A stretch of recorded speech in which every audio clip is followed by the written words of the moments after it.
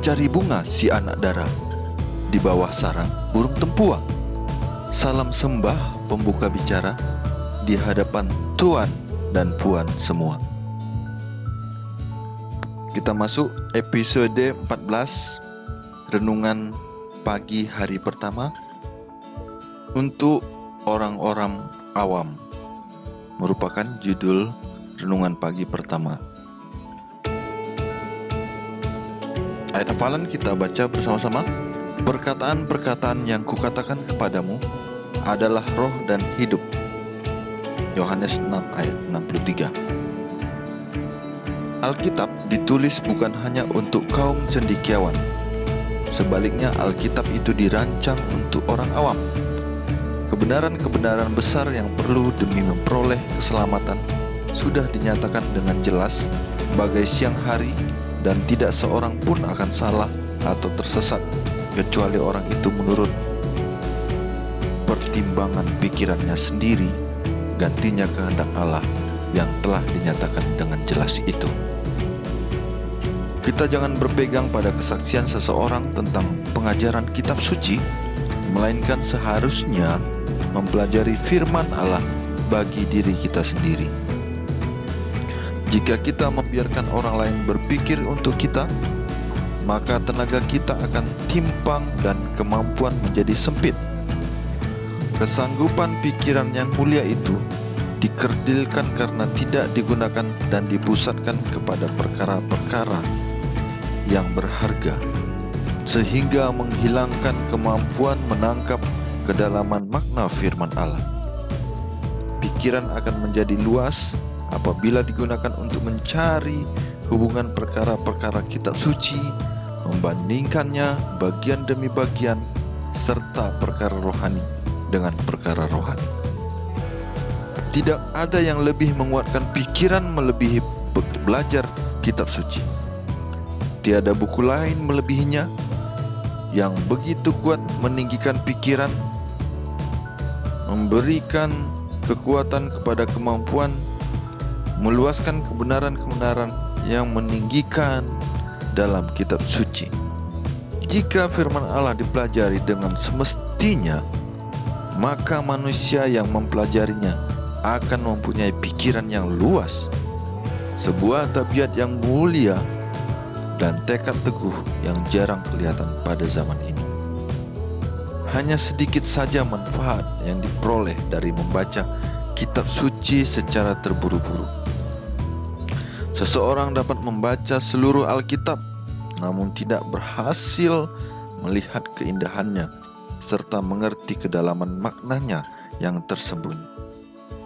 Satu bagian yang pendek yang dipelajari sampai maknanya jelas kepada pikiran dan hubungannya dengan rencana keselamatan itu lebih bernilai daripada membaca beberapa pasal tanpa tujuan tertentu serta tiada pengajaran positif yang diperolehnya. Peganglah selalu Alkitabmu. Kalau Anda mempunyai kesempatan, bacalah. Tanamkan ayat-ayat Alkitab itu dalam pikiranmu. Meski Anda berjalan di jalan, Anda dapat membaca satu bagian dan merenungkannya. Dengan demikian, memasukkan ke dalam pikiran. Kita tidak akan dapat memperoleh akal budi tanpa perhatian yang sungguh-sungguh disertai belajar dengan doa yang tekun. Harus diadakan penyelidikan yang hati-hati disertai perhatian dan doa yang tekun. Jangan pernah Alkitab dipelajari tanpa berdoa. Sebelum membuka halaman-halaman, kita harus memohon terang dari Roh Kudus, dan penerangan itu memang akan diberikan. Kebahagiaan sejati halaman 99 sampai 102. Pelajaran hari kedua, renungan pagi berjudul Makanan Jiwa. Ayat hafalannya, ada tertulis, manusia hidup bukan dari roti saja, tetapi dari setiap firman yang keluar dari mulut Allah. Matius 4 ayat 4. Pendidikan hanyalah suatu persiapan terhadap kuasa jasmani, intelek dan rohani untuk hal yang terbaik dari semua kewajiban hidup daya tahan dan kekuatan serta tindakan otak berkurang atau bertambah tergantung pada cara penggunaannya. Pikiran harus didisiplin sedemikian rupa agar semua kuasa berkembang secara simetris. Sifat pengalaman keagamaan seseorang dinyatakan oleh jenis buku-buku yang dia pilih untuk dibaca pada saat-saat santai. Agar punya pikiran yang sehat dan prinsip rohani yang teguh, para orang muda harus bersekutu dengan Allah melalui firman-Nya. Menunjukkan jalan keselamatan melalui Kristus, Alkitab adalah penuntun kita kepada hidup yang lebih tinggi dan lebih baik. Itu berisi sejarah dan riwayat hidup yang paling menarik dan paling mengandung pelajaran yang pernah ditulis. Imajinasi mereka yang tidak menyimpang kepada membaca fiksi akan menemukan Alkitab sebagai buku yang paling menarik dari segala buku. Alkitab adalah buku di atas segala buku. Jika Anda mengasihi firman Allah, menelitinya saat Anda punya kesempatan, sehingga Anda dapat memiliki harta kekayaan yang terkandung di dalamnya dan dilengkapi dengan semua perbuatan baik, maka dapat dipastikan bahwa Yesus telah menarik Anda kepadanya. Tetapi membaca kitab suci secara kebetulan tanpa berupaya memahami ajaran Kristus supaya Anda menuruti syarat-syaratnya tidaklah cukup. Di dalam firman Allah tersembunyi harta-harta yang dapat ditemukan hanya oleh menancapkan dalam alat bor ke tambang kebenaran itu. Pikiran jasmani menolak kebenaran, tetapi jiwa yang bertobat mengalami proses perubahan yang ajaib. Buku yang sebelumnya tidak menarik karena menyatakan kebenaran yang bersaksi melawan orang-orang berdosa, kini menjadi makanan jiwa, sukacita dan pelipur hidup. Mentari kebenaran menerangi lembaran suci dan Roh Kudus berbicara melaluinya kepada jiwa.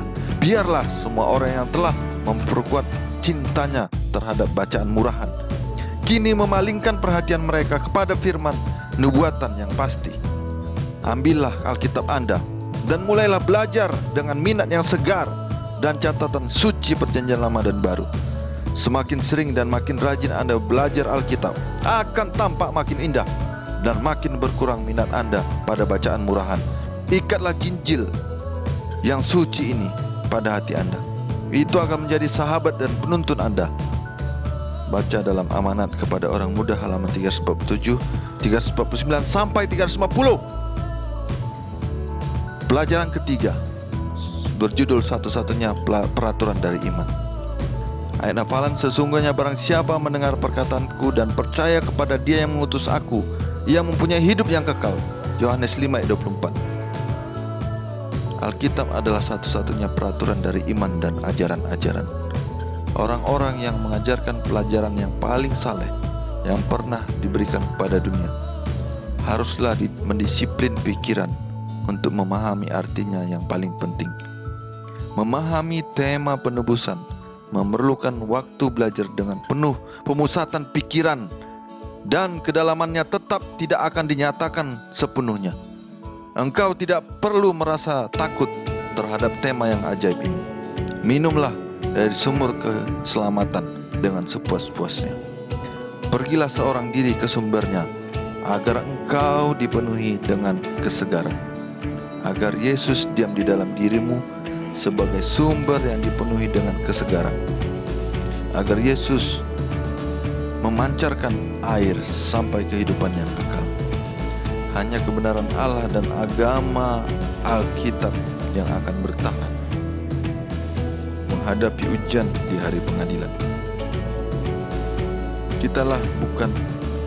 Kita bukanlah untuk menyelewengkan firman Allah agar sesuai dengan apa yang kita senangi dan sesuai dengan minatku duniawi, tetapi untuk bertanya dengan sejujurnya, apa yang engkau kehendaki aku perbuat. Engkau bukanlah milikmu sendiri, karena engkau telah dibeli dengan mahal. Dan betapa mahal harganya, bukan dengan barang yang fana seperti perak dan emas, tetapi dengan darah Kristus yang tidak ternilai. Apabila seseorang tersesat, Anak Allah mengatakan, "Aku akan menebusnya. Aku akan menjadi penjamin dan menjadi penggantinya." Dia mengesampingkan jubah kebesarannya, menutupi kemuliaannya dengan kemanusiaan, turun dari tahta kerajaan, sehingga dia dapat mencapai setiap kesulitan dan pencobaan manusia yang paling dalam. Mengangkat keadaan kita yang telah jatuh dan membuat kita menjadi mampu sebagai pemenang-pemenang, menjadi anak-anak Allah, dan membuat kita menjadi mampu sebagai pemenang-pemenang, menjadi pewaris-pewaris dari kerajaan surga yang kekal. Apakah kemudian akan kita biarkan bujukan dunia memalingkan kita dari jalan kebenaran? Apakah kita akan memastikan untuk tidak meragukan setiap ajaran dan teori, kemudian menghadapkannya kepada ujian firman Allah? Jangan pernah biarkan sanggahan manusia apapun itu memalingkan kita dari kekayaan kebenaran Alkitab secara keseluruhan. Pemikiran-pemikiran dan tata cara manusia tidak pernah diterima sebagai kekuasaan yang agung. Allah telah menyatakan di dalam firman-Nya, seluruh tugas-tugas yang telah diberikan kepada manusia, dan kita tidak akan ditarik menjauhi ukuran kebenaran yang tinggi. Dia mengirimkan anaknya yang tunggal untuk menjadi teladan bagi kita dan meminta kita untuk mendengarkan dan mengikuti Dia. Tidak seharusnya kita dipengaruhi untuk meninggalkan kebenaran yang ada di dalam Yesus, karena banyak orang-orang besar dan terkenal memaksakan pendapat-pendapat mereka melebihi kutipan-kutipan yang jelas dari firman Allah. Pekerjaan Kristus adalah menarik manusia dari kesalahan dan kejatuhan dan membawa mereka kepada kebenaran dan kemurnian. Dia yang mengikuti aku tidak akan berjalan dalam kegelapan, tetapi akan memiliki cahaya kehidupan.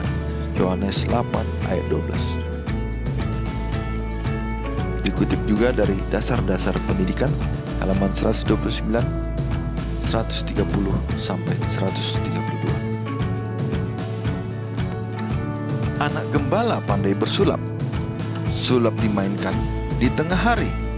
Salam penutup kini terucap di ujung renungan kali ini. Shalom. Horas.